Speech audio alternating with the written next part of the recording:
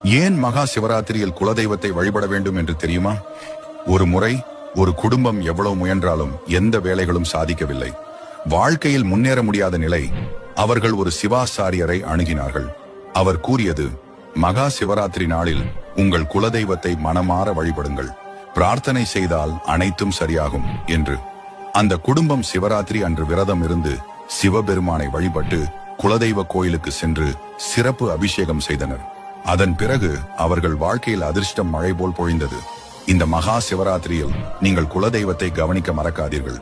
குடும்பத்தின் பாதுகாப்பிற்கும் முன்னேற்றத்திற்கும் இது முக்கியமான வழி. நந்திவாகனா, நாகபூஷணா, நித்யமோகனா, நாகார்ஜுனா, மல்லிகார்ஜுனா, మలయ కీర్తన, పాపనాశన, భవభయహరణ, ఏ పేరున నిన్ను గొలుతుము మహదేవా, ఏ తీరున నిన్ను పూజింతుము దేవా. ஏன் மகா சிவராத்திரியில் குலதெய்வத்தை வழிபட வேண்டும் என்று தெரியுமா? ஒரு முறை ஒரு குடும்பம் எவ்வளவு முயன்றாலும் எந்த வேலைகளும் சாதிக்கவில்லை.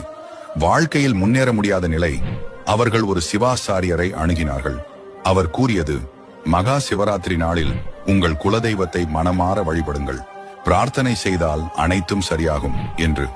அந்த குடும்பம் சிவராத்திரி அன்று விரதம் இருந்து சிவபெருமானை வழிபட்டு குலதெய்வ கோயிலுக்கு சென்று சிறப்பு அபிஷேகம் செய்தனர். அதன் பிறகு அவர்கள் வாழ்க்கையில் அதிர்ஷ்டம் மழை போல் பொழிந்தது. இந்த மகா சிவராத்திரியில் நீங்கள் குலதெய்வத்தை கவனிக்க மறக்காதீர்கள்.